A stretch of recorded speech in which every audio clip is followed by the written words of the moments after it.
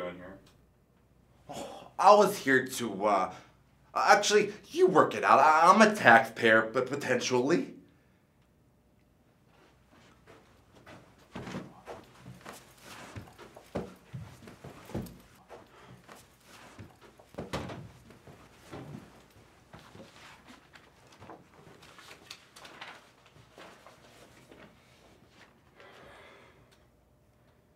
Oh, good. You have an outstanding charge against you. Impersonation. Again. Let's take a look at your previous surgeon. Twice. Captain in the Gurkhas. Bishop 3 times. Naval engineer. You've been arrested a total of 2 and 3 is 5. 1, 3, 2, 11 times.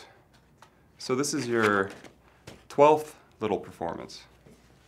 Well, I would like to point out, Inspector Bertozzo, that I've never been caught or frauded of being guilty, see? So, my nose is clean. Yeah, I don't know what stories you came up with to manage that, but this time, fact. I'm gonna dirty your nose.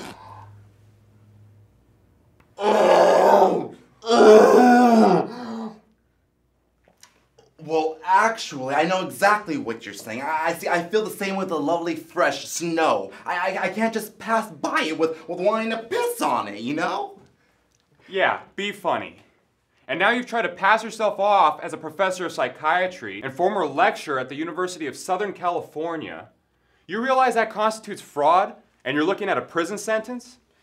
Well, that'll be for a sane person. See, I'm mad. I have certificates and all. It's all right there in your records. I've been in 16 mental institutions with what's called acting mania. Well, see, it's actually a hobby, really. I like playing people. I can play anybody. But I have a major thing, a big fan for the theater of life. And I like using people that are real people, so I don't want them to know that they're acting. And since I'm a little short on funds, it works out perfectly well because I can't pay them. See, I've asked the Art Council for a grant, but since I don't know anyone who's anyone, So you con these so-called fellow actors? Oh, I never exploited anybody in my life. As a phony psychiatrist, you charge $200 per consultation. Fuck me. Well, actually, that's a standard rate for any self-respecting psychiatrist who studied as many years as I have.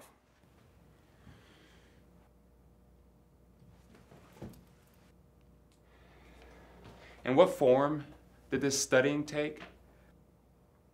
Well, 20 years at 16 mental institutions studying lunatics just like myself, days ins and days outs, even at nights too. Sadly, not like your bogus, psychiatrist. I actually slept with all my patients. I would sleep with them nights and days by heads and foot, only because we couldn't find the beds, you see. Well, anyway, judge me by my records. In this case, a starting accurate diagnosis of being a posh boy with schizophrenia. His treatment tragically curtailed by my arrest. Yeah, $200 pretty startling too. Well, funnily enough, it's very important that they pay a lot of money. And that's part of the therapy, is it? Oh, yes. If I hadn't stung him for 200, do you think the poor bastard's family would have been satisfied? No. See, if I would have charged him $50, they would have thought, oh, well, maybe he's not that good. Maybe he's not even a professor at all. He's probably just qualified. But see, this way, at least after they recover after the fee, they'll start thinking, well, maybe he is just as important and at the top as Professor Anthony Clare. So, really, then after all, they're just like, skipping off, edging off, and they're like, thank you, Professor, lots of weeping.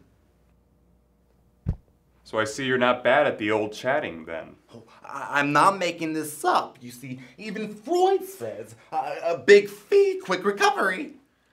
Oh, I believe you, yeah. Let's take a look at your business card. Oh, look, Professor Anthony Rabbi, psychiatrist, former lecturer at the University of Southern California. Get out of that. Oh, actually do lecture. I teach drawing classes at the Sacred Church of Redeemers. Congratulations, but it says here, psychiatrist? Very good, but after a full stop. Are you aware of syntax and punctuation? Look closely. Professor Anthony Rabbi. Full stop. Then psychiatrist with a capital P. You're not impersonating anyone if you say I'm a bit of psychiatrist, or if you. So everybody always says that you're a little bit of a psychologist, like me, or even a botanist or a bigamist. But are you familiar with our language and grammar?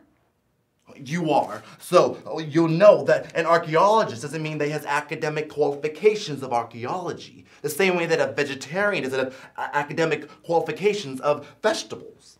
All right, but what about formally lecture at the University of Southern California? I'm sorry, but now you're guilty of fraud. You said you knew about language, and now it's obvious you can't even read properly. What am I supposed to have got wrong? Didn't you see the comma after formally? Yeah, okay. There's a comma. I didn't think it was important. You didn't think it was important, but now, since you didn't think it was important, now an innocent man goes to prison. You really are mental, aren't you? What's the purpose of the comma? Nothing whatsoever, but only if you were an ignorant bastard. Let me finish. Okay. The comma is crucial. Okay. If there's a comma after formally, then the meaning of the whole sentence changes. Okay. The comma makes you take a breath. A momentary of a hiatus. But because the comma always indicates intentionality. Intentionality.